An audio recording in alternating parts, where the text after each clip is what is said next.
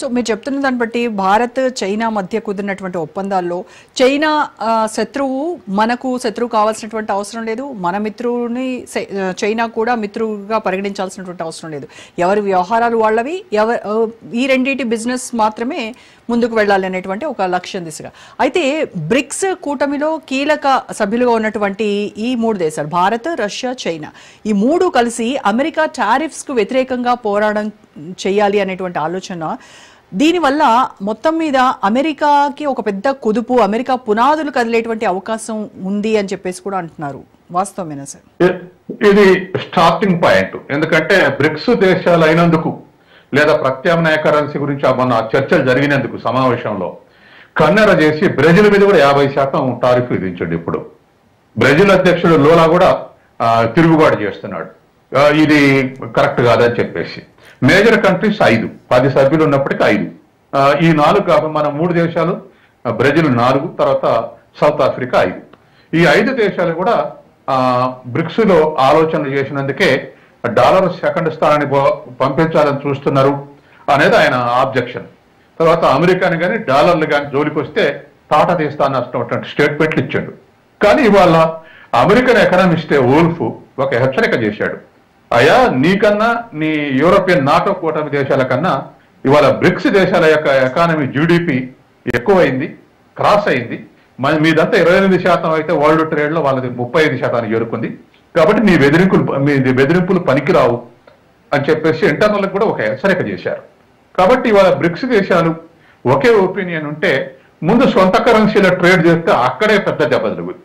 అంటే చైనా ఎగుమతుల్ని మనకు చైనా ఎగుమతులు చేస్తే మనం రూపాయల్లో చెల్లించడానికి ఒప్పుకోవటం, చైనా ఎగుమతి చేస్తే మనం యువాన్లో ఒప్పుకోవటం, ఇట్లా అన్ని దేశాలు ఓన్ కరెన్సీలు ఒప్పుకుంటే ఓన్ కరెన్సీల యొక్క రిజర్వ్స్ అకౌంట్ ఉంటుంది, దాని నుంచి ట్రాన్స్ఫర్ అవుతాయి.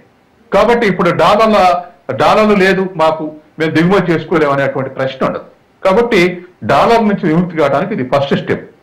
సెకండ్ స్టెప్, ఒకవేళ బ్రిక్స్ కరెన్సీ అంటూ ఈ దేశాల సభ్యులు ఒక కరెన్సీలో గతంలో యూరోప్ యూనియన్ యూరో తీసుకొచ్చినాయి. బ్రిటన్ తర్వాత పక్కకు దొరికింది అనుకోండి, కానీ ఈ బ్రిటన్ పక్కకు దొరికినాక కూడా ఇప్పుడు యూరోపియన్ యూనియన్ దేశాలు 27 ఉన్నాయి. ఆ 27 దేశాల్లో కామన్ కరెన్సీ యూరో ఉంది. కాబట్టి అట్లా దానికి యూరో ఉన్నట్టే మనకు కూడా రేపు కరెన్సీ బ్రిక్ అని ఇంకోటో కరెన్సీ పేరు పెట్టుకొని మనం కూడా మన ఓన్ కరెన్సీలో ట్రేడ్ చేస్తే యూరో కన్నా మనం పవర్ఫుల్ ఉన్నాయి, ఏదో EU కన్నా బ్రిక్స్ దేశాలు. కాబట్టి ఇప్పుడున్నటువంటి పరిస్థితులు అటువంటిది ఏదైనా ప్రయత్నం చేసుకుంటే దరిదాపు అమెరికన్ యొక్క డాలర్ యొక్క ఇంపార్టెన్స్ మరింత తగ్గేటువంటి అవకాశం ఉంది. ఈ భయంతో ఇవాళ టారిఫ్ వెపన్ని ఇవాళ ప్రయోగిస్తున్నాడు. బ్రిక్స్ దేశాల మీద ఇంకా అగ్రెసివ్ గా బిహేవ్ చేయడానికి ఇది ప్రధాన కారణం.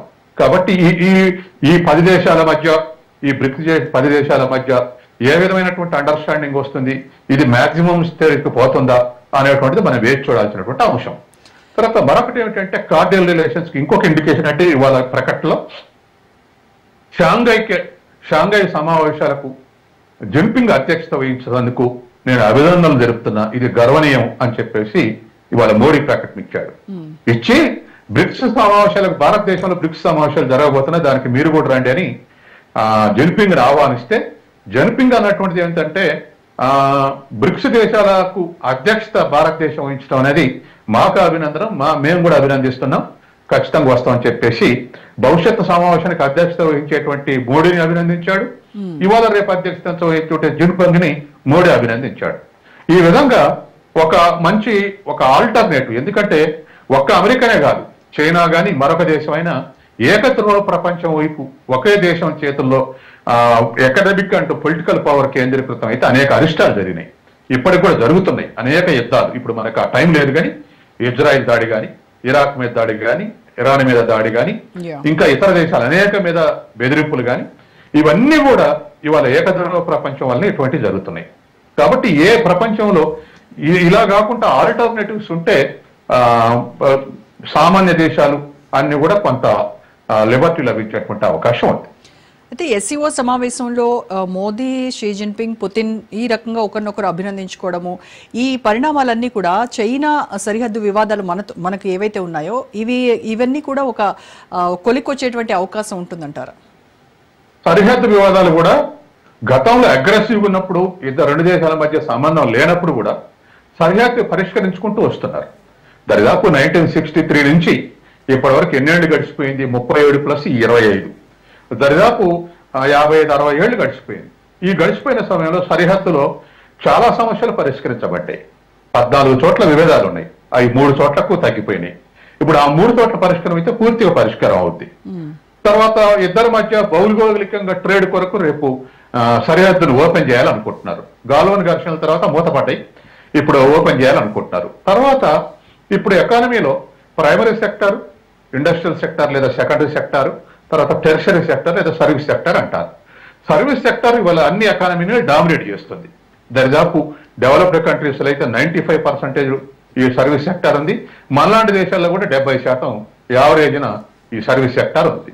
కాబట్టి సర్వీస్ సెక్టార్లో ఒక ప్రామినెంట్ కాంపోనెంట్ ఏమిటంటే టూరిజం. ఇప్పుడు రెండు దేశాలు కూడా విమానాలు రాకపోకలు స్టార్ట్ చేయటమే కాదు, ఇంకా ఇమ్మీడియట్ గా స్టార్ట్ చేయాలని ఒక యంత్రాంగాన్ని కూడా ఇవాళ అనౌన్స్ చేశారు. ఏది? భారత విమానయానం తోటి చైనా విమానయానం ఇమ్మీడియట్ గా అసలు ఆల్టర్నేటివ్ గా ఏమిటి, ఎయిర్పోర్ట్ లో ఎక్కడెక్కడ స్పాట్స్ ఉన్నాయి, ఎక్కడెక్కడ లైన్స్ ఉన్నాయి అనేటువంటిది ఇమ్మీడియట్ గా ఐడెంటిఫై చేయమన్నారు. ఈ విధంగా చేయటం వల్ల ఇప్పుడు గాల్వన్ ఘర్షణల తర్వాత కూడా రోజు 10 లక్షల మంది రాకపోకలు సంవత్సరానికి 10 లక్షల మంది రాకపోకలు కొనసాగిస్తున్నారు టూరిజంలో. రేపు ఇది కనుక అయితే విమానాలు ప్రారంభం, డైరెక్ట్ విమానాలు ప్రారంభం అయితే 3 మిలియన్ల మందికి పెరుగుతుందని ఒక అంచనా ఉంది. అంటే 30 లక్షల మంది ట్రేడ్. అంటే దీంట్లో టూరిజం కోసం పోయే వాళ్ళు ఉంటారు, బిజినెస్ పర్పస్ కోసం పోయే వాళ్ళు ఉంటారు. ఎటుబడి ఈ టూరిజం అనేటువంటిది సర్వీస్ సెక్టర్ లో ఒక ప్రధానమైనటువంటి కాంపోనెంట్. కొన్ని దేశాలు, కొన్ని రాష్ట్రాలు అయితే అసలు టూరిజం మీదే బతుకుతున్నాయి. ఉదాహరణకు శ్రీలంక ఉందనుకోండి, టూరిజమే దానికి ప్రధానమైనటువంటి ఆదాయం. మారుతీస్ ఉన్నాయి అనుకోండి, టూరిజమే ప్రధానమైనటువంటి ఆదాయం. అట్లాగే మన దేశంలో కాశ్మీర్ ప్రధాన ఆదాయం. కాబట్టి టూరిజంకి అంత ఇంపార్టెన్స్ ఉంది ఇవాళ. అందుకని రెండు దేశాలు కూడా విమానాలు ఓపెన్ చేస్తే, టూరిజం పెరిగితే అది కూడా రెండు దేశాలకు బెనిఫిట్ అవుతుంది. అది వ్యాపార పరంగా, టూరిజం బెనిఫిట్ గా అయ్యేటువంటి అవకాశం ఉంది. కాబట్టి ఇమ్మీడియట్ గా 1 by 1 సార్ట్ అవుట్ చేస్తా ఉన్నారు.